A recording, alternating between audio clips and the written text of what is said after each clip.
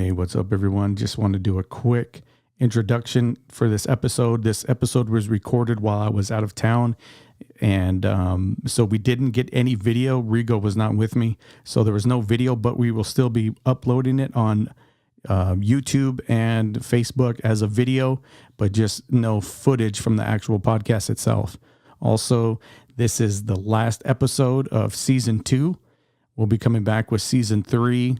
I don't know if you guys know or not, but the Littlewood Co-op is moving. So as soon as everything's all settled in and the studio's ready to go, we'll be coming back with season 3. Pretty excited about that. Our first guest will be Leah and Isaac from the Littlewood Co-op. So I'm excited about interviewing them. So thank you guys for the journey of season 2. Appreciate everybody. Appreciate all the reviews, all the comments, and all the 5 stars, and you telling your friends, because I look on there all the time and see the podcast is growing. So I wonder, sometimes I wonder to myself, who's listening? But you're listening. So thank you very much. I appreciate you, and I don't want to take up any more of your time.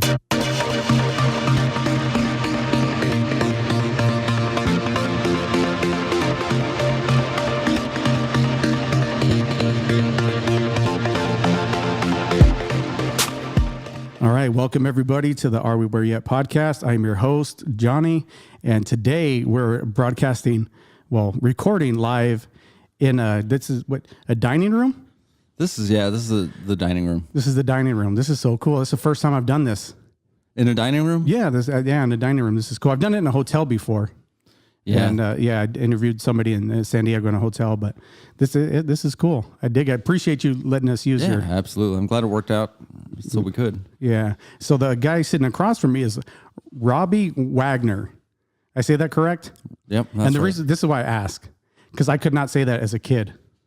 Why couldn't you say that? That was just like, I was in speech therapy. So that's like the worst. Like I had anxiety about saying your name. Oh, okay. Gotcha. Yeah. So I would say I was like maybe 8 years old, they would call me Roger Rabbit because I couldn't say Roger Rabbit. That's the big movie. It's a big tongue twister for you. Yeah, it was difficult.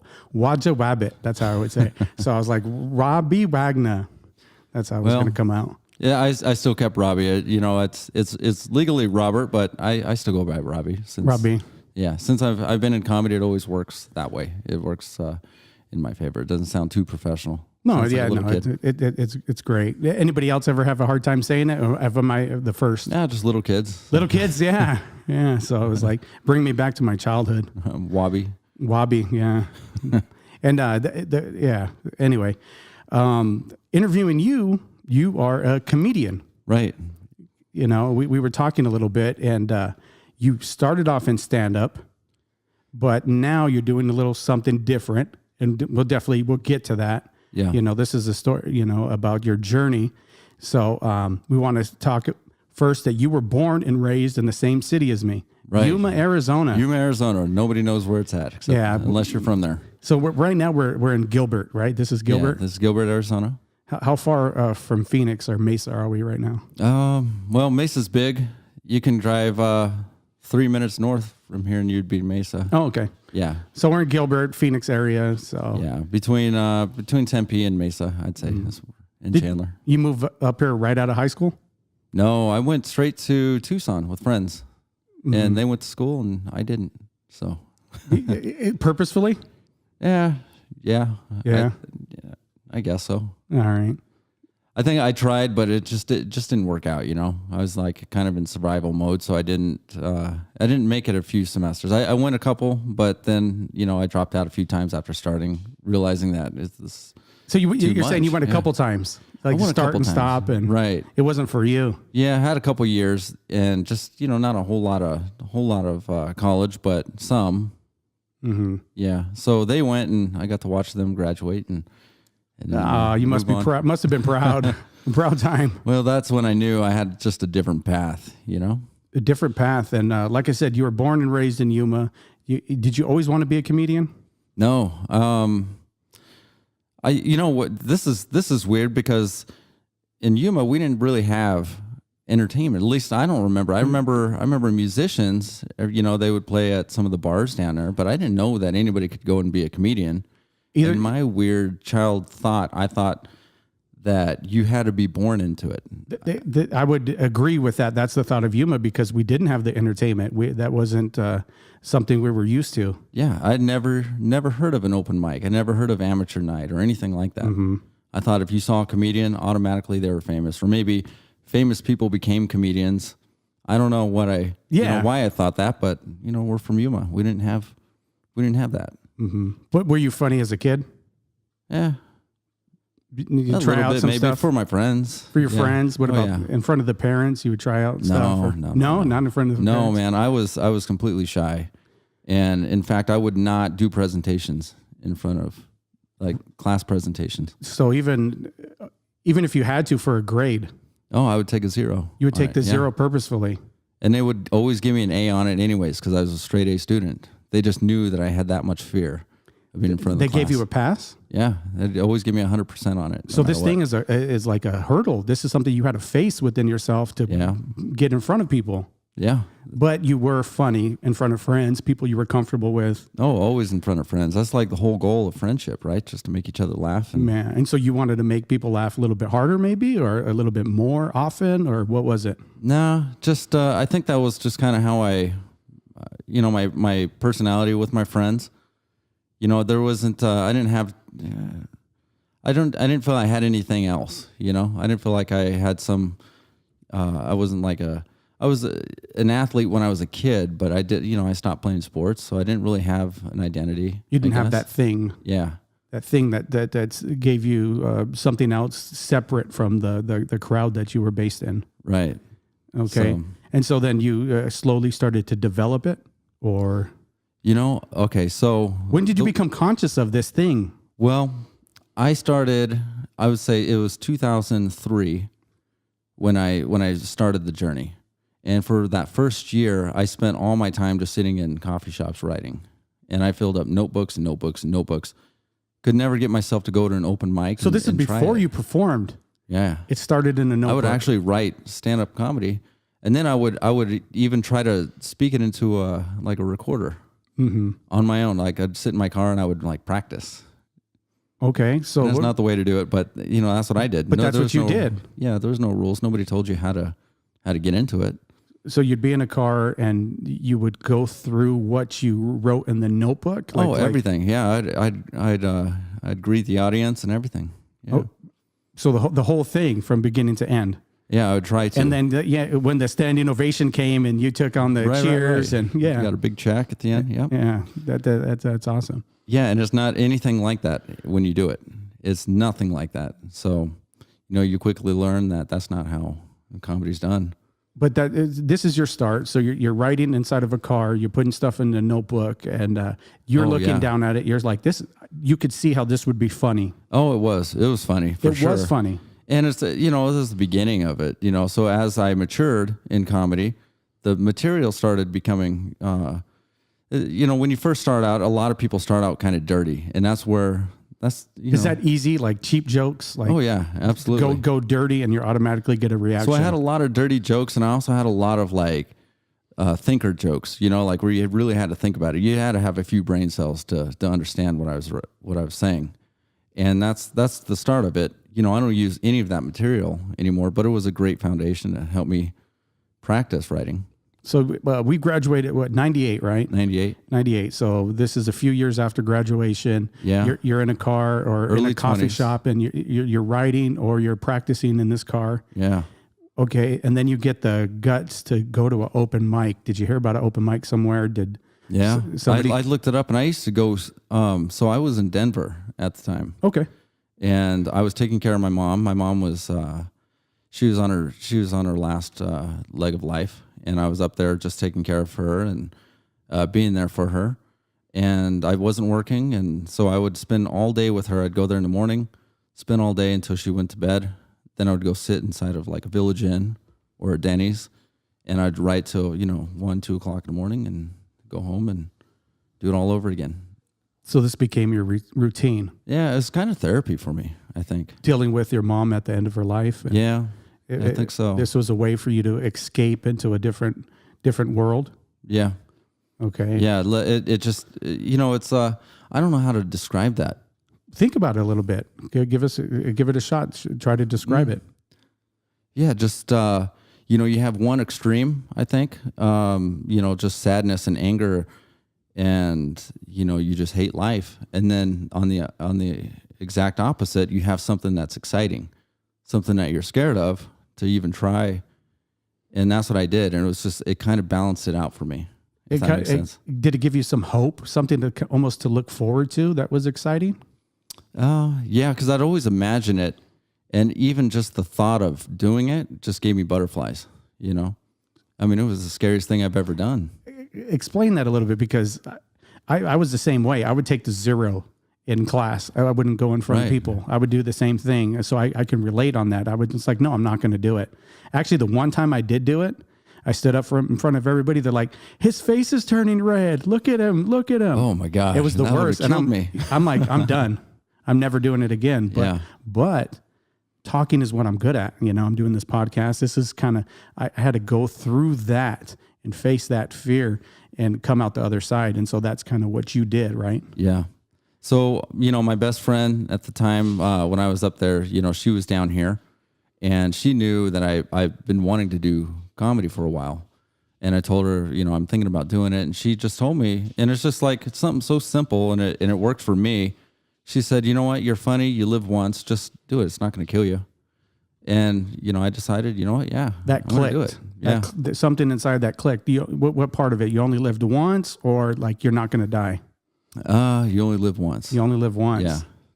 Yeah. That was the thing. I didn't know if you're going to die. Get up there and do it. Yeah. So then you actively searched out a comedy club or an open mic? Yeah. I would go to comedy clubs. I would go to open mics, and I would watch. And I thought, oh, maybe I'll make some friends, and maybe I'll figure out how to get into this. But, the way it worked was I didn't know anybody, and I made a call. I saw a number. I don't even remember where it was, but I saw a number saying that we need comedians. And I called or I emailed. I don't remember what it was. What was 2003? Is that email? Yeah. Yeah. Anyway, so they put me on the show. I had no idea what it was or anything. Hold on. This is your start? Yeah. This is the first thing that you're wide open. You don't even know what you responded to? Right. I had no idea where it was. I had no idea, what the show was. How are you feeling at that moment? Oh, I booked it 2 weeks out, and every single day I was so nervous that I thought I was going to throw up all day long. That had to be 2 weeks. Every morning when you wake up. Oh, it was all day long until I went to bed. Almost couldn't sleep. 2 weeks. That's like 2 weeks of terror. Right. It's like 2 weeks waiting for your results, right? Yeah. For something that's could be terrible. And you put yourself through it. Yeah. And then you committed and you showed up to this thing. What was it? Showed up, and they thought that I had been doing it for a long time. Is what they kind of treated you like you're like I was like a comic from out of town. You're an or old something. pro. Yeah. And then I got up there, and I would remember the setup, and people would laugh, and I'd see smiles, because they like where the material's going. But then I was so freaked out that I couldn't remember the punchline. So I did a whole bunch of setups, and then I think I got one joke out at the very end.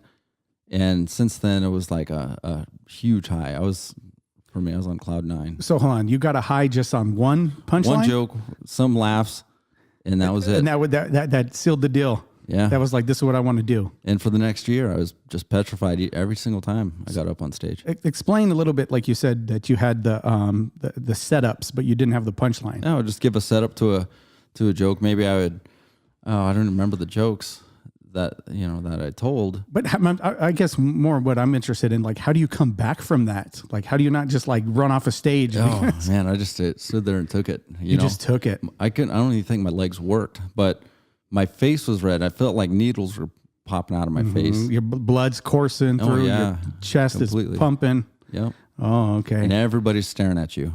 How many people? How's that? How many is everybody at this point? Place. It's a small place, but still, that's maybe 30 people. It could have been 30 or 3,000. It doesn't matter. Yeah, they're looking right at you. See, I was so nervous. It was at a bar. It was like in a side room in a bar, and I drank 6 beers before I got up there, and none of those beers had an effect on me. Like it's just like I was drinking water. I was water. So nervous that I couldn't even get a good buzz from it. Yeah.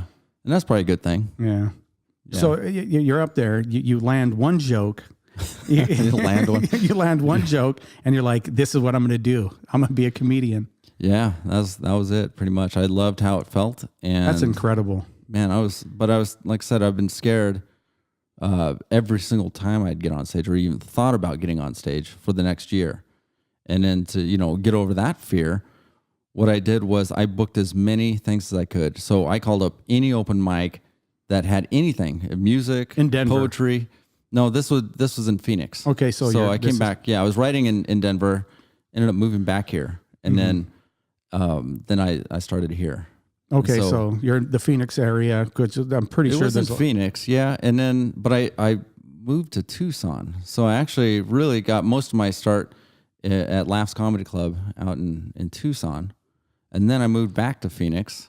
I moved around quite a bit. But just in places where that an open mic isn't something that's out of the norm. There's definitely So Laughs in Tucson when I was living there's no open mic for comedians. We had one open mic at Laughs, and you got 3 minutes every Tuesday, and that wasn't enough.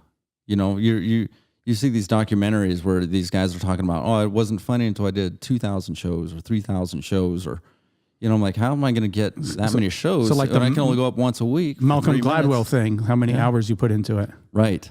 And so when I came to Phoenix, I did just that. I was going up 2-3 times a night, every single night, 7 nights a week. And I went to school, and this is going to sound bad, but I went to school. I took out student loans just so I could actually start start that journey and be able to do that. So I would take out student loans and Pell Grants to be able to fund your right, because you have journey. to drive all the way, and that works. Wherever I could get Gas some work. isn't free. Yeah. So you took out these student loans. Yep. Okay, creativity, man. Yeah, right. You got creative. You do what you got to do. Government paid for. You're a government funded comedian. Right. Yeah. Exactly. So, but we would do it, and sometimes it would get done at 1 o'clock in the morning, and but as many times as we could. I think one time we went up. You're saying we? Who's we? There's a couple of us. I made a couple of friends here. Oh, so you had some buddies. Yeah. And whoever would go with me, that's who I'd go with. And so I think the record, we did like 23 or 24 like open mics in 1 week. And I was trying to hit that number. Hold on, wait a minute. You said 24 in 7 days? Yeah. As many as we could, so we might be able to catch a 6 o'clock. And then there might be another open mic somewhere across town starting at 8 or 9. There might be a late night one that starts at 10 or 11. And I would just go to all of them. So this is like the early 2000s, and you're getting out like a map. We got GPS. I had a printout and everything. You got a printout like the old MapQuest ones. Here's the Tuesday open mics. Here's the, and what happened was, and this is the beauty of it, is that no other comedians were doing that. And so showing up as a comedian, as long as we stayed clean and we weren't going to insult their audience, we could just get up and do it. And they started trusting that. So they would start giving me longer sets. So I went from 5 minutes to having 10 minutes and ultimately 20, 25 minutes that I could do whatever I wanted. So you built a name for yourself, like this guy gets a certain amount of time because we can trust him? Yeah, that and he's good? The only comedian on here, everyone else is playing music.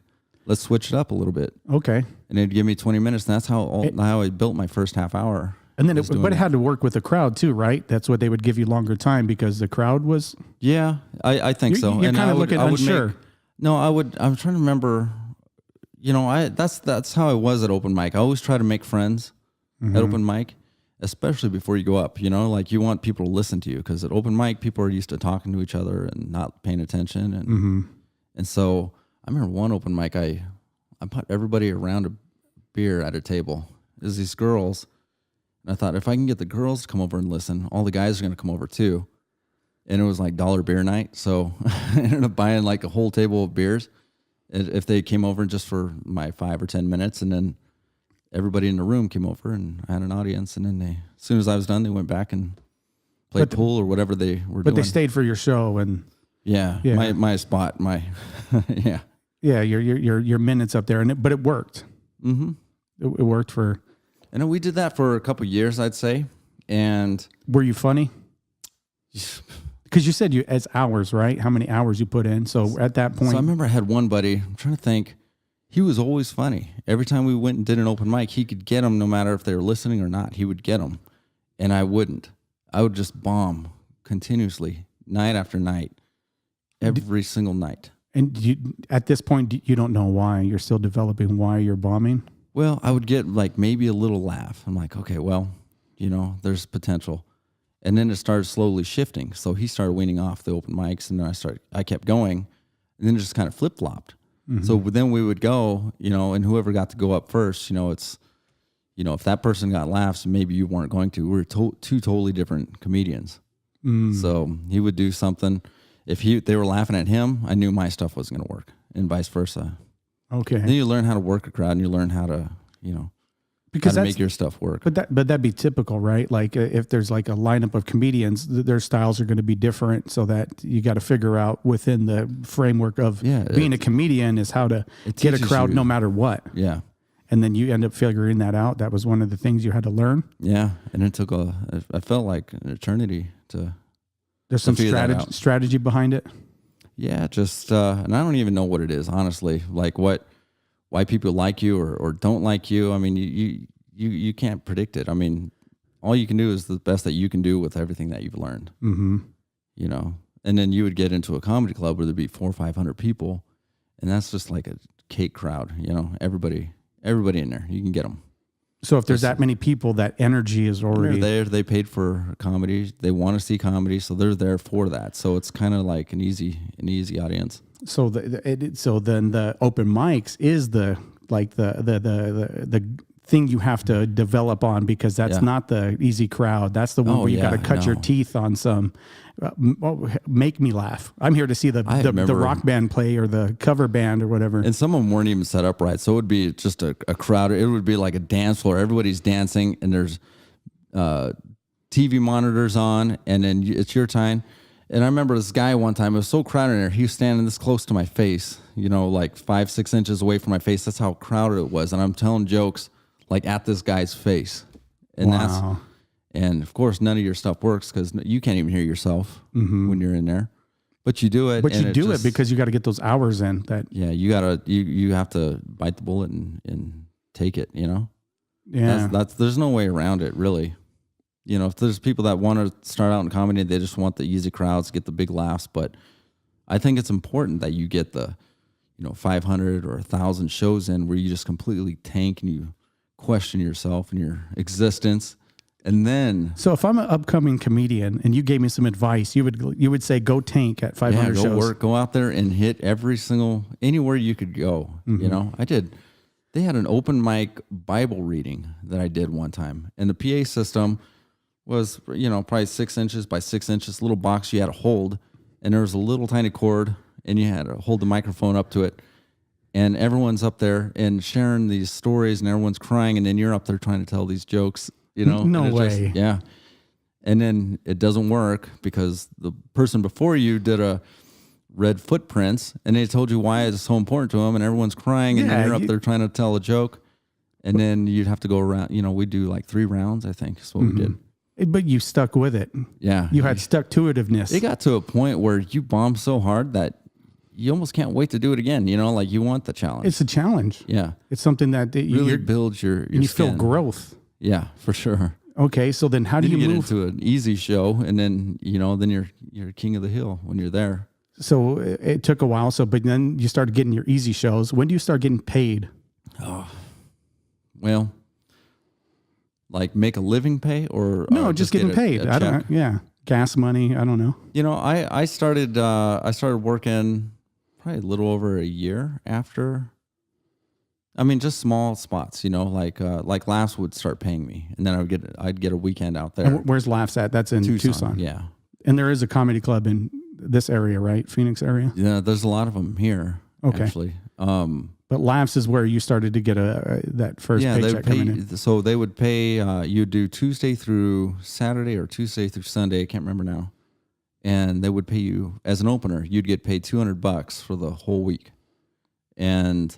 But that's a big deal when you're a comedian and you're doing open mic nights and somebody's actually paying you. They're saying, you're funny enough we trust you to take over and run the show, and we're going to pay you for it. So you're opening, you're getting $200 for how many nights? This is I think 5 or 6 nights. 5 or 6 nights, $200. You're opening. They trust you. Who are you opening for? Oh, just it's a B-listed club, so yeah, there's a lot of guys have been doing it for a long time. 25, 30, 35 years. Great comedians, but just never made it to like. So nobody fame. I would recognize, or it's every now and then there would be some people. I'm trying to think who would be there.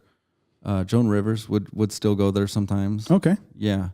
Yeah, but I mean, not guys that you've seen that. But just not the big names. But still, you're getting paid $200. What are they getting paid? The people the B-listers, the headliners, but still B-listers. Oh my God, yeah. I think they were getting. I think they got about 1,000. I think for the whole week. For the whole week, huh? Yeah, and then the feature would get 400, and that's the middle spot, the sweet spot. So it's when they're warmed up, and you just have to be funnier than the opener, and you're golden. So then you moved up the ranks. You became the feature afterwards. Yeah, eventually so the way I got into it is they had a feature not show up, and I was there, and so they got a local open mic guy to be the opener, and they bumped me up to feature. Did a great job, and and that's how you have to prove yourself to them. And then did you eventually headlining? At Laughs? No. I never headlined. Never headlined, but the features. I had a headlining night, a couple of them, over at the Improv, and it's weird that you could do that there and not at a small club. So what's that? What do you mean that's weird? Because the scale, it doesn't kind of make sense. Right, because you'd get the big names in there. You get Seinfeld or Wayne Brady in there and stuff, and then you get a night at that place, but not at a small place. Mm-hmm. But I think the small place has a lot more to lose. Yeah, they'd have more to lose because they're working with a different budget. Yeah. They're coming out to see comedy. The people going to the Improv are out to see the guy. The main event. So they're already going to make their money. If you're, you tank, it's whatever. Yeah. So they could take a little bit of more of a risk. So I started doing corporate, just random ones here and there. When I was young. So then comedy. We'll move into the corporate, because that's where you're doing now. Yeah. It's a little bit different than the stand-up. Yeah. Okay. So in the stand-up, so Wayne Brady, is that somebody who you opened up for? No. I didn't open for Wayne Brady. He had his own people. Okay. So you have any big names that you had performed before, open? Harlan Williams, worked with Harlan Williams. Yeah. A lot of different guys. I mean, I'm not sure. They're famous, but like Josh Blue. He's a famous comedian. He sells out every show, but not everybody knows who he is. Not too many. All right, and so like I said, we'll definitely get into the corporate. But so while we're on the stand-up, anybody that you, or do you have a favorite stand-up comedian? No, I don't have a favorite. There's people that I like. When I was younger, I really liked watching Evening at the Improv, and I got to watch some of the ones that came on HBO, like Eddie Murphy and stuff that probably we shouldn't have watched as little kids. So you're watching, as a little kid, you're watching Delirious too? Delirious and Raw? Yeah. Oh, man. But I liked watching the Evening at the Improv because there's a whole bunch of different comedians, and they're just doing 8-minute spots. Mm-hmm. And so I remember seeing Ellen on there. I remember seeing Jerry Seinfeld on there. Remember seeing a guy that I actually worked a lot of shows with on there, and I was a fan of his back then, and I got to work with him later, when he came back to stand up. Rich Scheidner, very funny guy. And so, but I don't have any favorites. I don't think there's, comedians today. I'm trying to think. I really like watching, and I butcher her name, but Eliza, that's on Netflix. I've never even heard of her until Netflix. Elijah Schlesinger. I'm not familiar with her. Very funny. Sebastian Maniscalco. Oh yeah, he's pretty really funny. Yeah. But just working in the clubs and stuff, then you get to meet some of these people. I remember Sebastian before he was famous, and then he's huge. I was telling everybody about him, like, this guy's so funny. Nobody cared until he had a Netflix special, and then all of a sudden now is that huge. When? Because the first time I think it was YouTube and the doorbell. Oh no, that was that's when I first heard about him. I don't know what show that was recorded at, but I remember when he did the Young Americans tour and he came through the Improv. him, and it was Steve Byrne, Butch Bradley, and I can't remember the other guy. But they came through, and they were all funny. And it was before they were famous, so it was a gamble to try to promote a show like that because they didn't know if anybody would buy tickets. And then now they're all like pretty big. So can you pin down like one that you try to model after? No, not at all, huh? Okay. No. I mean, I think when you first start out, it's easy to do that, and I see that in a lot of guys, a lot of new guys. I remember when Dane Cook was like really famous, when he was doing his big shows, Madison Square Garden. And they were big, yeah. And you see these open micers come out, and their material, but they would perform it like Dane Cook, like it was like a little trend where certain comedians, they would just, because they would capture the audience, and obviously you want to capture the audience, so they're trying to kind of feel that vibe. Or Brian Regan. Brian Regan's another one that people, they try to tell their jokes or their punchlines like Brian Regan, and you can recognize it right away. Maybe the audience can't all the time, but comedians can. So I didn't want to be like that. So you avoided it. Yeah. So you're like, you try to be as original as you can in your own. Yeah, and it takes a while to find your voice. I think first couple of years you got the scared voice, and then you have a little bit more, like you're exploring, and then eventually it's just be yourself. Yeah, when I first became familiar, even though we went to the same school, we didn't know each other, but it was through the reunion that we were supposed to have, and that didn't happen. We're the only class that didn't have one. Yeah, we didn't have a 20-year reunion because we were the class that can't get our, can't get our stuff together. Yeah, exactly. And so I went on. I was like, I want to see this guy. He says comedian, and I went and saw some of your stuff on YouTube or some of your real stuff. Oh, and, cool. Yeah, funny. You are funny. Oh, thanks, man. And I'm like, oh, well, that's for reals. Like this guy's legitimately doing it. Yeah. And I think the one I don't know if it was a Subway joke that stood out to me. Oh yeah, that's that is actually one of the first jokes I wrote, and so and everyone you have to do the Subway joke when you're there. I'm like, so people would tell you to do the Subway joke. Yeah, I've been doing it for 15 years. See, and that's the one that stood out for me, and so I guess it works, and so they were right. Yeah, I guess so. Yeah. That was one of the cleaner new early on jokes that I had. So, and it just seemed to work with everyone. I guess it's pretty universal, right? Subway's everywhere. Yeah, so I guess it could reach across a lot of audience and different demographics, and it still work. One of my favorite comedians, I just got to say, Norm Macdonald. Oh, I love Norm Macdonald. Yeah. You a fan? Yeah. Big fan, Norm Macdonald.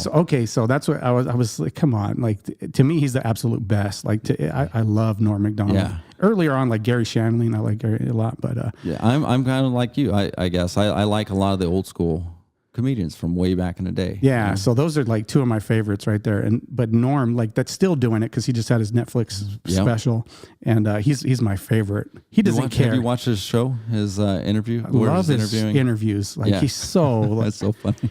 The first one he did with David Spade. David Spade, who's from here in Phoenix area, and he was like, "Am I being punked? Like, is this a real show? Is this going to air?" Yeah, because it was so off the wall. Yeah, so Norm Macdonald is that's still doing it right now, is my absolute favorite. But you a fan? Yeah, absolutely. Big fan of Norm Macdonald. He'll tell a long joke and just commit to it. Yeah. And just fully go through and commit, and the audience, and like even on Conan or the David Letterman, and they're like, get to it already, and you just see he's just in his own world having a good time, and then it pays off. He gets to laugh. I know. I love watching him because I think a long time ago I thought, is he crazy? Like, what's wrong with this guy? But he's a genius. He's very funny. Exactly. I would say a genius. Yeah. And the guy on his show is from up here in this area, right? Who? Adam Egan is from one of the comedy clubs here in Phoenix. That's where they met. Okay. Yeah, maybe so. In the Phoenix area. Yeah. Yeah, and he just goes, "Hey, do you want to be my sidekick and take a lot of punishment?" And he said, "Sure, let's do it." So that was kind of interesting. So happy he's got a show on Netflix. That's wonderful. I hope it gets picked up for a second season, because after he had an interview with Howard Stern, and he was trying to say like retarded, but you can't say that anymore. He was like, "What do you think, I'm retarded?" And then he says, like, free thinking, "What do you think, I got Down syndrome?" And so they came after him even harder. Well, Yeah. So one of those things. So it's We gotta like, watch what we say now, huh? yeah, you got to watch what you say. So then it's like, Great. you know, all the people with Down syndrome or the parents with kids with Down syndrome are like cancel his show. And then, so it's kind of up in the air on Netflix right now. Yeah. Which it's like, he felt bad too. I guess the people like had to go and console him and go to his house. Like, hey, you're going to be okay. He just felt so dumb because he tried to do the right thing. He didn't want to say retarded. So like the next thing that came to his head was Down syndrome. And then anyway. Why can't we say, I mean, I know. Yeah, that's another podcast, but episode. Yeah, but so okay, so you're getting paid, but you can't provide for a family, right? No, I can't provide for myself, man. Not even yourself. I remember one time, and I got lucky with this. I think I had 6 weeks of straight work, but I had to drive. And we're talking like 6, 7, 8 hours to another city just to go open. And I thought, oh well, maybe it'll work out, but it just doesn't work. So you should work out financially. Yeah, it doesn't work out. Yeah. If you have bills, you know, if you don't have anything, then you know it still doesn't work. But like, I think Steve Harvey slept in his car. He said. Oh man. Yeah, that's how he did. His wife left him, and he just slept in his car to make himself. Yeah, people don't get it. They don't understand. It's you know, as little pay as in the beginning, and you know, I mean, if you think about it, it doesn't really make sense. But if you love it that much, you should do it no matter what. And in the Steve Harvey situation, he said he loved it that much. He wasn't on TV until he was 38. Did you know that? No. Until he was 38 years old. That's the first time he was on TV. Wow. But he went through the thing and slept in his car. But you created your own lane, right? Yeah. Something a little bit different. Let's get into the corporate. So what do you do now? Like, explain it if somebody has no idea.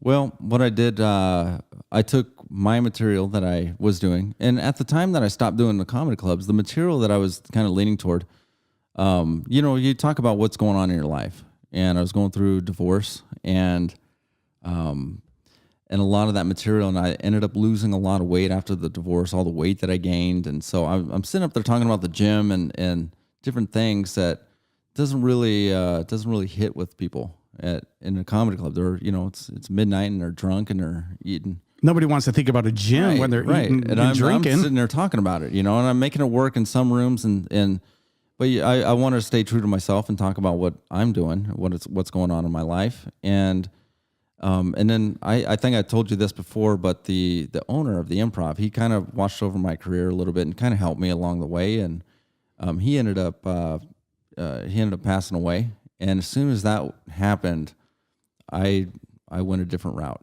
I just, you know, he always told me, he goes, you can always, you know, the comedy club's always going to be there, but you can do other stuff, you know, like. So this is like a father figure to you, yeah, in a way? Much, yeah, okay. in a way, because yeah, he's very close. And so when I no longer had him, I had to figure out, okay, well, the Improv's closing. I was working there at the time. Oh, so he didn't just die; it was closing because he died. It got bought by competitors, and so I had to find my own way. And then I had rent to pay, I had all these things, and I had to figure it out. And so early on, I was doing some corporate gigs. You know, people found out like, oh, he's clean. He'd be great for a Christmas party, or he'd be great for this. So that's an avenue for corporate, is a Christmas party. The very first corporate gig that I did was for Walmart, and I had no idea that this even existed. It's like being in human. I didn't know that about stand-up comedians. I didn't know that this was a thing. A guy saw me at open mic night, came up to me and my friend and said, "Hey, I got a Christmas party for Walmart. Do you guys want to do it? You guys are clean, and I think this would be good for them." So we did it. He didn't pay us, and because I didn't even know that this was I was doing open mic nights. So anyway, he goes, "Yeah, they didn't really pay me that much. You know, they only gave me $1,000 for this one." And I'm like, "Well, we're getting $0, and you're getting $1,000, and you didn't perform. We performed. You just had us on." So when he told me that he only made $1,000, I thought, oh, you can actually make money. There's money there. This. The light bulb went on. I mean, he made it sound like, oh, they gave me $1. You know, like $1,000 to a comedian. That's an open mic. I mean, that's just you're getting $200 right? A week for doing $200 for a week if you're lucky. Yeah. And I mean, if you're you're balling if you make $200 for a week. You know, and so the very first corporate gig on my own, I think they paid me $500 to come out and do some comedy. And I thought, wow, I could, this is great. One night. Yeah, just one, and I think I was only doing 30 minutes or 45 minutes. So $500, 30, 40 minutes. And then I did a country club, and I wanted to see if I can get a little bit more. I didn't know how much to charge because it's new to me. And she goes, well, we got a budget of $1,200. Would you take $1,200? And I've never been paid $1,200 for anything. Would you take $1,200? Yeah, and I'm like, that's you're that's like, good. I guess, yeah, whatever. If I have to, chump change. So I knew that existed, and throughout the years, at Christmas time would be a good time for me because I would do a lot of Christmas parties, and I would make Christmas money and bills for January, February, March. Sometimes. Okay, so these are like little breadcrumbs that are leading somewhere. Yeah. So I took the material that I was doing after the owner passed away, and I decided, I'm going to see if I can develop a show that I can market as a presentation. That because I knew a little bit about the corporate world. I've seen a lot of speakers. I thought, how can I help people, and justify what I'm doing? So like, okay, so this will be like a humorous presentation or a motivation, and see if it'll work. And I remember the first one that I sold it to, had a company buy it for $1,500, and it was my very first. I'd never done it before. So this is your own like your invention, pretty much. So I did my stand up. So I do stand up in the beginning, and then afterwards I do like a health game show where if the audience, whoever is answering the question, if they get it wrong, then everybody stands up. We do squats together. You're a horrible human being. Yeah. Yeah, squats. Oh man. But it's a lot of fun, and it keeps them going, keeps them interactive, and gets the blood flowing in there. And then everybody's against me. So I got, I'll go around, and if they get it right, then they get a prize, And then what happens is everybody starts working together, and they're trying to help this person get the answer right. But that person gets to decide what the answer is. And if they get it wrong, then everyone stands up. And, I got 25 questions that we do, and they're all health-related questions, personal wellness, and, fun facts, things that people wonder, and then they don't know if it's true or not. So, yeah, so it worked the very first time. Then I started selling it for a little bit more and more, and then it became popular, and, that's... So you put together this idea first on paper again. Did you go back to the paper? I took my material and I wrote it out how I wanted it to be formatted. Like a little outline. Did you have the squats in there? Like, this is gonna get them. Yeah, but when I first started, it was only one person doing the squats. So, and I'm like, okay, I don't want to put somebody on the spot. What if they suck at squats, or they have a bum knee and they fall down or something, and now I look like a jerk because I made this person fall down in front of all their. So then you can make everybody fall down. So if everybody falls down, me, right, then it's okay. If one person falls, nobody will see. Yeah. And it worked, and I've edited a little bit, but yeah, I wrote it down on paper and tried it out, and yeah. Can I ask you? Is it actual paper, or did you do a laptop? No, I like to write it out on paper. I think there's something to that. Yeah. I think there's something to like you using your hand, and like there's like. This almost like a spirit comes through. It's like there. there's something. Like if I see my notebook over there, I know there's something on it. But it, save a file in the system. I'm not gonna go look for it, right? Yeah, I'm a pen and paper guy now, and so that's cool. So you developed this thing. Yeah. You sold it for so much, and then as you began to mold it more, up the price. Yeah, up the price, and then on top of that, I wrote another. So I had more material that I could use. That doesn't fit into that presentation, but it falls under a stress management, type of. So the first one is what? Health and wellness, like personal health. Okay. Yeah. And then now you have a stress. The stress management's all hands-on, and then I do about 10, 15 minutes of stand-up up front, and then we do activities. And so, that's the whole thing with me is I try to keep people moving. I don't want them sitting. Sometimes you get into a place and they've listened to 4 speakers for 4 hours, and then if all you're doing is talking, it's like, okay, they're sitting for a 5th hour. You're like the next. I make sure that they get up and move. You're the next, like, hurry up because we got something to do, and checking their watch, but you don't want to be that. So you developed, get them up, and it worked. Yeah. Yeah. And so they go back and they say, hey, we like this guy. Oh, yeah.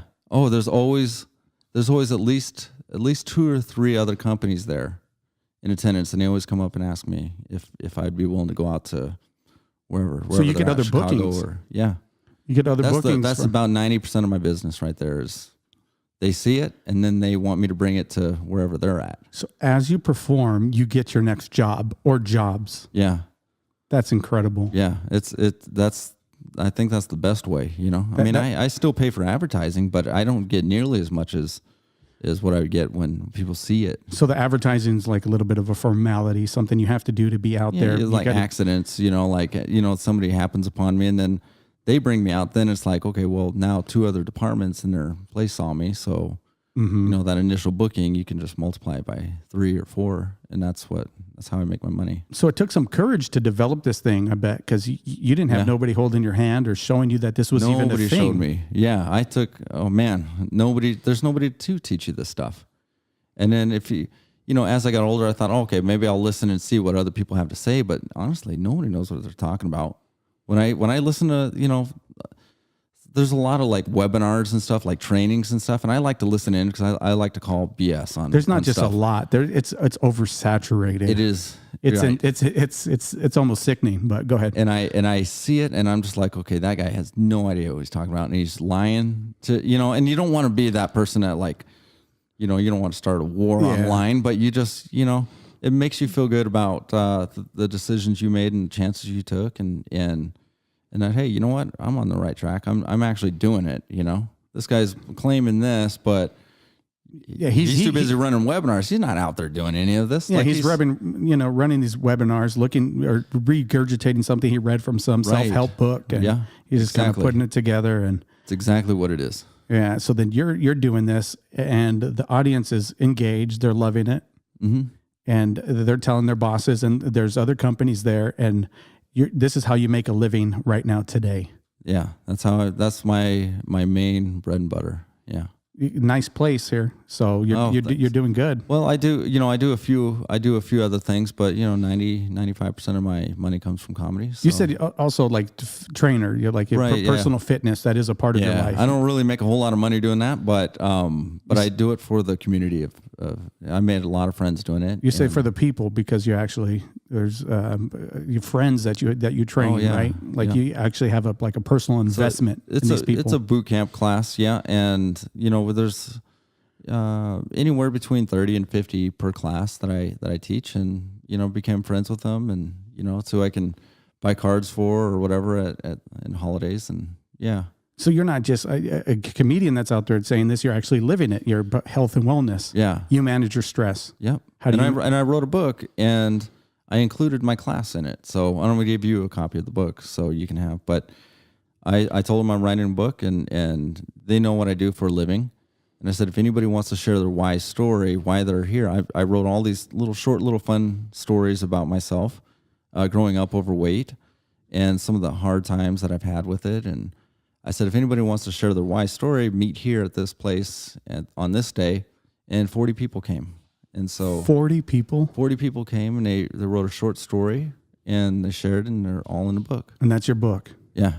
And then after the book came out, then about 50 more people came forward and said, well, the book's already published, but But you got other blog or something. You got other things brewing though. That's not your only book. Come on. That's the only book I have right now. But no, there's always. You have other books in you. I'm saying. Right. Yeah. Oh, absolutely. There's something else because one day I'm gonna get to that. Because when we talked, when we did the pre-interview, stories was a big thing for you. You were telling me a bunch of stories about these people that have made it, and it kind of like really resonated with you. Yeah, I love. Okay, so I think I was telling you that I love anybody who kind of nerds out on something that they love, and they go all in. So they like focus on it, like this is the thing. Yeah, no matter what it is, I mean, if your thing is being a clown and that's what you want to do, and you're really good at it, and that's you're not going to stop at anything to be a clown. And so I don't want to be a clown, but I think it's cool that you want to be a clown or you want to be. So you can relate to that. Like it doesn't even matter what it is, but the fact that you recognize, like, no, that's something that's true to your heart and that you love.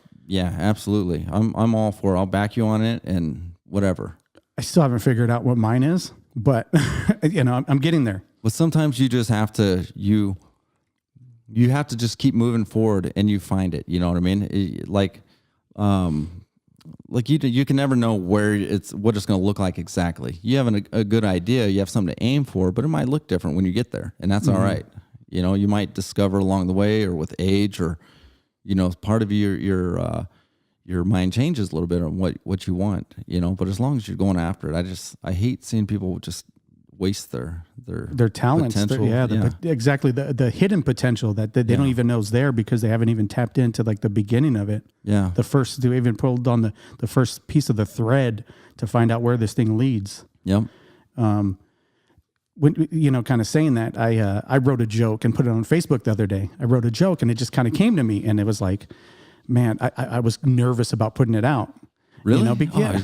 I saw it's like, but I was like, I got to do this. I just got to put this joke out there and just see, and then you wrote it out or did you videotape yourself telling a joke? No, I just wrote it, right? Okay. Which makes it even harder for people to get because it's like they're going to have to read this thing and like read into my how I put it. Some people will get it and some won't, yeah. Exactly. And some people are going to probably think I'm suicidal, right? Because it was about emo. It had to do with the emo bands back in the day. And anyway, I wrote this joke and I was kind of waiting and looking for a like or a ha-ha, and I'm like, oh no, no, people are going to think I'm really sad and lonely, And it took a while, but it's like I felt this thing just wait. The audience will come, just chill. And then sure enough, like people started like putting haha and laughing and then it grew into other people coming in because it was about, it had to do with, I came up, earlier in the day, I came up with a name for my next pretend emo band. Mm-hmm. And it's all about, well, I forgot the name. Now life is over pretty much. Or like, I'm sad. I'm upset because I can't think of this name. Well, there goes that dream. And I put you can feel like the feelings emojis on there. Like I'm feeling alone. So I wrote that. And then, so I wanted to see how people, and then other people came in and they were like, well, I want to be a part of this band. And so I got to play with these other people like, okay, you're the drummer and you're the thing. And like they created its own little community of these people that were in on it that kind of got it. Yeah. And so it kind of made me feel better. But so let me ask you this, when you posted it and when you started getting responses to it, was it from people that knew you pretty well and at first, and then it started like, because I feel like people, when they know you in some way and they're connected to you, then they understand your humor a little bit more. Yeah.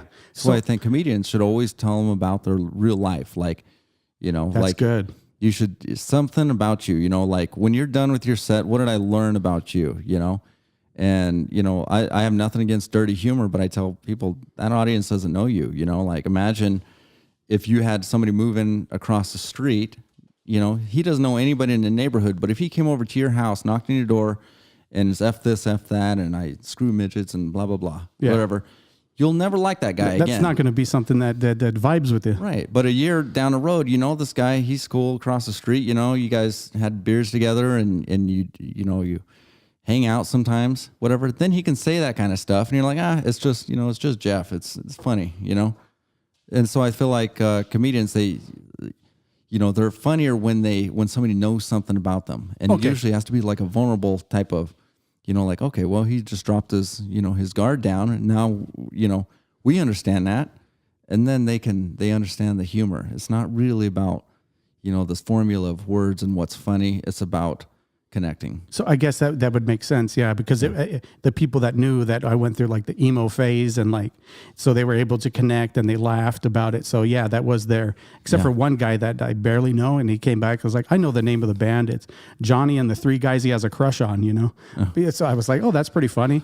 So I responded back to him like, oh, that's exactly the name. It sounds like you were inside of me earlier, like inside of my head, but I put inside of me and he loved it. But anyway, so I get that though. Yeah. Because you do have to be a little vulnerable, right? Right. Oh yeah, absolutely. To me, those are the best comedians that like open up and tell you something about themselves. Why is that? Because I think everybody goes through crap in their life and they experience these things, but they put on this, this face that they don't. And so when somebody else that they like is going through something, they really connect with it. Like you know what I mean? Like they understand it. It may not be directly part of their life, but it connects them to some other area of their life. You're saying it's not even how they formulate or put these words together. In common, right? Like pain, I think is not hugely really, in common. Yeah, it's not so much that this person had cancer, or this person lost their significant other, or this person, broke their leg or whatever. It's the fact that person's experiencing something real and they connect with them because like, you know what, I got some issues myself going on. Like you're making me feel better. And I think that's the connection.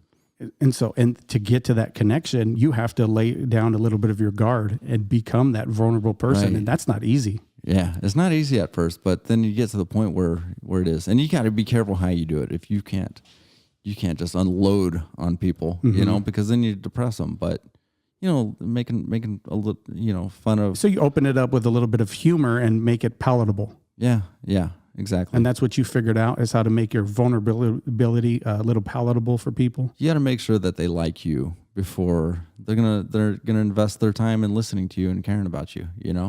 And how you open and how you start out, that's it's dangerous. It can be. Just like I said, if your neighbor came over and said, screw this, screw that, and you're like, well, I don't like that guy. But if it's somebody that came over, if who's someone famous that you like, if they came over and you're like, oh my God, it's, this famous actor, and he starts saying whatever, you'd give him the benefit of the doubt. I'm like, okay, well, it's so-and-so. Yeah. I know who he is, Mm-hmm. But if you don't, then you don't like that guy. Yeah. He's not, Exactly. So you're doing the corporate stuff right now. Mm-hmm. It's paying the bills, but is that where this ends? No. So I was telling you that, with the Are We Where Yet podcast, like I don't believe that there's a final destination. Destination, that's death, right? So like to me, I always I'm never satisfied. I always want more, and I always want to experience more and do more. So last year I decided, I travel all the time, and I thought, you know what? I travel so much, but I don't ever take a vacation. I haven't had a vacation in 20 years or something, right? Jeez. So ever, I had kind of a rough, like coming to age, like this, all these things in high school that happened. And I thought, I need to enjoy life a little bit. So I started using some of my money and traveling. So I went to Hawaii for the first time, went to Bali. And I almost went to the Philippines. My friends that I'm supposed to go with, they had some things come up that we ended up not buying tickets, but I'm gonna start living. That's the next chapter. Well, yeah, that's definitely. It's gonna be a long chapter because I want to travel, forever. Now that you it just opened my eyes up to the world and just being and seeing other cultures. Yes, Mm-hmm. It really. What interests you about the other cultures? Just seeing something different. You come back here and you just realize that we're a bunch of spoiled brats. You go overseas and you come back. When I was in Bali, I made a few friends out there, and I realized they don't make anything out there. They work twice as many hours as we do, doing work that they really don't want to be doing, but they have to do it. And, they're doing it for like $150 a month. And then here we are complaining, wow, that we don't have enough for this, or this whole entitlement that I see all the time. As soon as I hit LAX when I got back, I saw it right away. I'm like, oh, I almost hate us. I hate us. Mm-hmm. Like look at us. But on the flip like side, 10 Bali people. You know what I mean? Like there's. Did it give you a sense of gratitude though?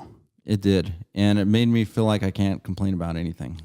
So just enough with it. So you catch yourself before you complain now? Yeah. Or do your best to do that? I still complain a little bit. Most of my complaints are just people around me. Like when I'm driving and like why someone cuts me off and they're on their phone or something, I get upset about stuff like that.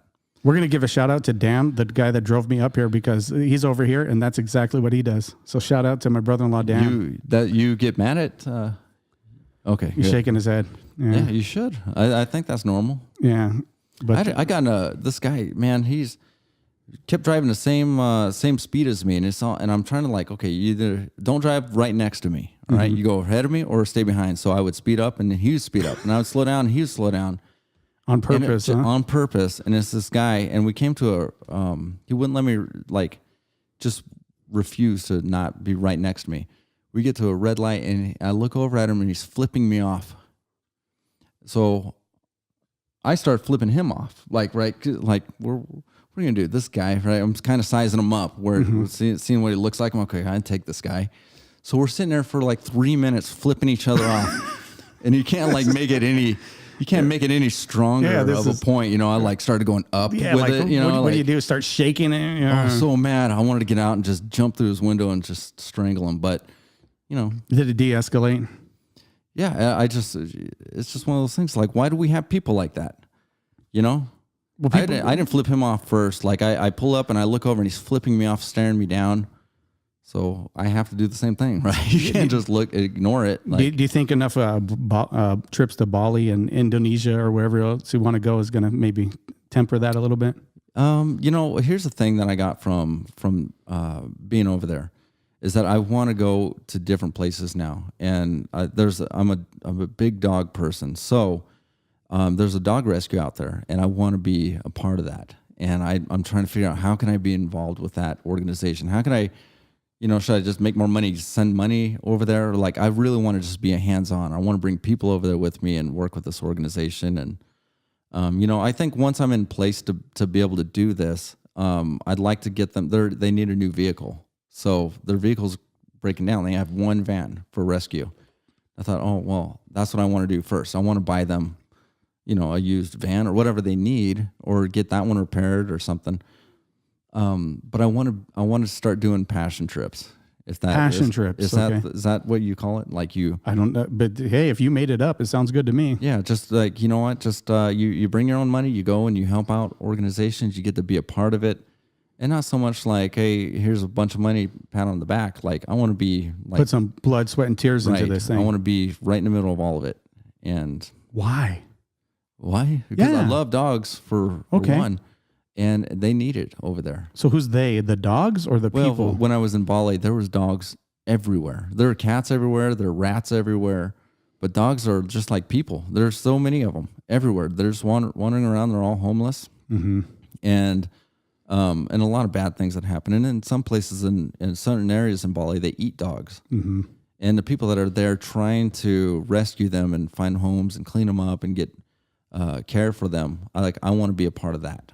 Like, Okay. It's whether it's in Bali or wherever it's at. Wherever you know. travel to. Yeah, but I know that they don't have, you know, there's some local ones here, but they make a lot of money. They get a lot of donors. They get, you know, quite a bit of help. And I wouldn't mind helping out, you know, and being a part of that. But I'd like to go where it's really needed. I think that would mean a lot more to me. Like places where they're not getting help. I would like to be a So big help. you want to give. That's kind of absolutely. this next chapter of your life is also giving. it's traveling, because you're kind of giving back to yourself. You're giving to yourself in one sense because you haven't gone on these vacations. Yeah. So you put a lot of time and dedication into your craft and your art form the past 20 years, and then now it's time to give back to yourself. But Yeah. you're not just giving back to yourself at this trip. You also having a deeper meaning to these trips. Right. That you're also giving back to this universe, to society, to whatever, animals in need, people in need. There's Right. something a little bit more. And where do you want to go next? Oh man, I don't know. You don't know? Okay, I'm that's not sure cool. yet. Yeah. I would like to travel all over. I mean, you know, when I'm on vacation, I don't mind doing touristy stuff. I don't mind doing that for like a day. But I don't want to be, that's not what I want to do. You know, like when I went to Hawaii, everyone was saying, oh, you got to do this, you got to do that. And I'm like, this sounds like a touristy type thing. It sounds like an overpriced boat ride, or I don't want to do that. That's not fun to me. I want to go and walk around the city and just see what I see. I want to eat at local restaurants, and I want to take in what they're doing here. I don't want to go get surf lessons for, you know, $200 for an hour. And that's stupid to me, but like it might be something. You want to someone experience else. the real culture of it. That's what I'd like to do. Yeah. And so that's where I get my fun. Like I said, I don't mind, you know, eating at a local place that's popular amongst the tourists or something like that. A lot of times that's the only place to go, like in the evenings or something, but you know, it's not why I go on vacation. I guess I want to do other stuff. So you're calling these vacations, but any chance you get to perform in any of these places while you're there? Yeah, you can do whatever you want. And that's another thing too, is, you know, I got a couple shows that I'm writing, and I don't really have an avenue right now to like try these shows out. So one of the things that I might do, I might take the shows and put them in a fringe festival or somewhere where I can, you know, just to work it out and see if it's something that maybe I can sell as a theater show or something. And, you know, but in the corporate world, you can't do that. I can't have a company paying me X amount of dollars and I go out and try out stuff on them. And it doesn't make sense to what their meeting's about or what their event is. So that might be, and I want to self-fund it. I'm not looking for anyone to fund it or anything like that because I want total control over it. And so that might be, there's a couple shows in the works for that. So you're back to the notebook and figuring out these next shows for this next chapter, maybe. Right. And more meaningful type stuff. So like I got like a dog show that I want to write. So, and that, maybe somehow I tie that into some of these passion trips. Maybe it's, maybe somebody would fund something if they believed in that kind I could see that happening. Yeah, it would be awesome. That would be so. If somebody gets wind of this, like what you're doing on these trips, there's probably a way to be able to like have somebody that doesn't have the time to be able to go do this, but still wants that stuff done, and they were like, hey. I recognize that this guy is real about it, so I'm going to fund him to go do this. Yeah, I would love to do that. And then, because there's a lot of people I think that feel the same way as I do. I'm not like this big extremist when it comes to, I don't eat meat, but I don't care if you eat meat. Like I'm not gonna shame you for it or anything like that. I just choose not to. I don't judge other people. The only time I ever judge people is if they like harm other people or animals or anything like that. Like if they harming is bad. Yeah, then I'll judge you. But and I found I'm the complete opposite too. You can be a total asshole and like love dogs, but then I'm like, he's not that bad. Like that's how I am. Somebody cuts me off, but they got a dog sticker on the back. I'm like, let him. He's a good guy. Yeah, he's not flipping me off. He's flipping Dan off over there. Yeah. Oh, so that's cool. I could definitely see somebody wanting to partner with you on those things. Those are great things, and I wish you the best on those. We had a photographer on, Jesse Watson, who's from Yuma. Okay, and he wanted to travel, and so he came up with taking pictures, and so now he gets paid to travel around the world taking pictures. Oh, cool. So, what kind of pictures is he taking? He just got a job, I think, at the BBC of really? Space. Oh wow, yeah, space pictures. Yeah. Like, the stars. But he's taking it from different parts of the world, right? Yeah. And then, like, I think he just went to Africa or something, animals. And I don't know if that was National Geographic or BBC. I think BBC. He just did NASA when the one of the clips that happened. And his pictures are going to be they're on IMAX. Some of the stuff that he did, some of the video work and stuff that he did for NASA is on the IMAX. Watson. Jesse Watson. Yeah. And he developed this whole... and you could listen to the episode if you want, but he developed this old travel schedule, and he learned how to travel hack. Travel hack. So he finds the cheapest plane tickets, the cheapest hotels. I'm learning a little bit about. It's incredible what this kid knows. I'll link you guys up. That would be cool. So I was looking at vacation deals to Bali, and I know what I paid, and I am looking at these packages. I'm like, there's no way, like that's like 10 times more than what I paid, So there's ways to do it, and I'm finding from people that travel all the time, like certain ways that you can, you fly into the cheapest place, and then from there it's like $5 for airfare to get to the next place. Like, why would you pay? From here you're paying $600, $700, $800, right, for the cheapest ticket. Meanwhile, you can pay $300, and then while you're there, you can fly anywhere you want for $5 or $10. Like it just. Yeah, he one of the examples, he would talk to one of his buddies, like, what'd you do this weekend? He's like, oh yeah, I went to Jimmy D's, I did this and that. He's like, so how much you spend? I spent about, this much. It's like, what'd you do? It's like, I went to Indonesia over the weekend. He's like, how much you spend? I spent like $100 or something. And he stayed at a hotel and like, and I'm like, you're lying. He's like, dead serious. Like, I'll just get up and leave. And he has this whole network of how to do it. So. Oh man! Anyway, so it's we gotta possible. Get that playbook from him. We'll get the playbook, and so it sounds like you got some great things to look forward to. Yeah, I hope maybe somebody listens to this podcast and tries to get a hold of you and figures out how to fund these passion trips. Right? Serious. It'll And here's the thing about me too is that I've always done everything on my own. And I haven't had like a whole lot of help in areas, and didn't have the resources for that. But you're not complaining about it either. No. It made me who I am today. But here's the thing is like now I feel like I almost can't accept help from people. You know what I mean? Like it's like I have to do it on my own. I have to figure it out because it's the way I've always been. And as I get older, it means more to me now, But I'm not saying that I wouldn't. If somebody wanted to be a part of that project with me, yeah, absolutely. That'd be awesome. But that could be the next hurdle you got to get over. Either way, it's going to happen. So it's, I'm just, but I'm at that part in my life now where it's like, I'm proud of the things that I've accomplished, but nothing's gonna stop what I want to do next. So And that's the thing is I always want to do more. Always. You know, you don't just stop at one place. There's not one destination, right? Yeah, and that's why I started this. Are we where? That's why I called it where, because like, where are you trying to go? Because I don't think there's a there. Right. And that where it changes when you're along the path. You know, you realize things, but you have to get on that journey first. You have to start. You got to start putting on that thread to see where the rest of this leads to. Yeah. And maybe like what I was going to say is the next thing is to learn how to receive. Serious, because that could be your next thing, because you did try so hard, you did put your blood, sweat, and tears in it, but receiving is also something you have to learn. Yeah, that could be a discipline for somebody, because you did struggle your whole life to do it yourself. Nobody taught you this corporate thing, but I'm very hard and that's one of my characteristics. I don't know why, you know, I can't pinpoint when this started happening in my life, but it's hard for me to receive, like you said, gifts. Like if somebody gives me something, it's really hard for me to accept it. But on the other side, I love to give gifts to people. I love, if I only have one thing and you like that thing, I'll give it to you. You know, like that's the way I've always been. And I don't know why I'm that way, you know?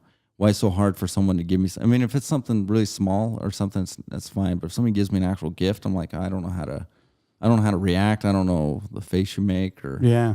Learn it, because I learned from doing a lot of reading and studying that that's actual like a block inside of you. Yeah. And that one of the laws of the universe, I really believe these things, is learning how to receive, because it's a flow. It goes in and out.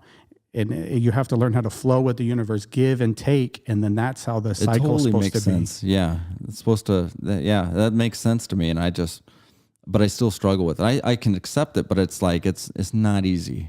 You can accept it on the surface, but to be able to accept it down into the core of who you are, hasn't made its way there yet, probably. And I guess that's part of the, you know, the comedy path that I've taken. You know, I never, you know, in the beginning when you're young, you don't know any better, but you know, you want to go audition. You think that somebody's going to think you're so funny. They're like, you know what, we're going to make you famous. Like you're that good. We're going to put you in movies. And that's like a young comedian's mentality. Like that's the destination. I want to be famous, and I want to be. Like famous is a destination, you know? Right. And so they go and they'll stand in line for 6 days to audition for something, and they get 10 seconds in front of, you know, some people that already made up their mind, they don't want you, and they do that. And it's sad. So I've always like kind of created my own way. Like I want to stay clear of that kind of stuff, you know? And I think that's admirable. Yeah. I don't want any part of it. Like, I just think it's, just exploiting young comedians and just preying on their, you know, on their hopes and dreams, and just making them feel like, you know, just stringing them along. And, you know, I don't want anybody to be in control of any part of my career, my future, anything. But I think there's going to be people in your life that come to you that aren't trying to control you, but just trying to give to you. So part of that cycle of, and I hope this is podcast. I really hope people listen, and like, I want to be able maybe even the next guy I interview say, I want to be able to give to that. Yeah. That would be cool. So yeah, when you know, I'll keep you posted on the show, and you know, it's like about half written, you know, so it's a comedy, and it's about why I love dogs more than I love like most people, I guess, you know, like I love animals but you know, some of the personalities that we see when we're out in public, and why dogs are better. And so I want to do that, but I want to tie that message into it, you know, like just not so much like I said, I'm not extreme with people. You don't have to be an absolute dog lover or whatever, but you know, don't hit a dog, or don't drop a dog off at the shelter, or wait till it's at the end of its life. And you know, they have feelings. Like that's how I view any animal. I believe 100%. So I want to just kind of tie that in without being too forward, I guess, you know, like without being too you know, just in their face. Give people their space to be able to make that decision. Yeah, but you want to make them aware. Yeah, I think that's a lofty goal. That's a good thing. And we got to wrap up here. We're in Phoenix to go see Rob Bell tonight, so I'm kind of excited. So it's a guy that I've been. Well, I'm glad we got to finally do this. No, this is great. It's been a few months. So, and I want on the next, because I was hoping you'd come down for Christmas to visit your own stomping grounds in Yuma. But I had every intention to. I got so busy, but I just, you know, life is busy right now. So. Well, I hope, But I will. I want to get you back on, and I hope to hear next time that you're able to receive, and you're not only just receiving, that people are fully funding this Keep whole a journal of all the things that I'm getting. Yeah, we'll talk about those. And they're just continuing to give to your passion and these trips that you're going to take to make the world a better place. Because I think what I believe, when you partner with the universe in that, the universe likes it. Yeah. I don't know how to explain it any better, that it likes it. Something brought me to that place, you know. And then it kind of like, okay, let's go. Like somebody's tapped in, somebody knows the flow, like, yay, you know, like, I don't know if you hear like angels clapping or whatever, like, okay, let's go with that guy. Yeah. So I definitely, well, the certain energy attracts energy, you know, like it'll be one way or another, it'll be. So it'll be, you know, if they want to be a part of that, then absolutely, I'll let them be a part of all that, you know. That's great. I can't do it all by myself anyways, right? So just one more question. Yeah. A comedian or somebody looking to do stand up, just give some quick advice to somebody that's listening to this that thought about it as a kid. You got to do it. You gotta learn by doing, and don't take to heart what anybody tells you, because it's a journey, you know, and everybody has their, you know, what their thoughts are on it, and you just experience it, you know. Like if I could tell a comedian how to become a professional, go and work as many places, you know, do what I did, do 2 or 3 open mics every single night, and die for about a year straight, and see how that feels. And if you still love it, then you'll figure it out. You know, there's no shortcut. Die and still love it. I love that. That's what I want to end. Die and love it. Yeah. That's poetic words. Oh, yeah. Well, thank you very much, Robby. This has been great. My next book. So. Yeah, there you go. And thank you for letting us use your dining room and stuff. And I really appreciate you. Yeah, man. no, I appreciate it. And till next time. All right. Thank you. Thank you guys for listening. And until next time, goodbye.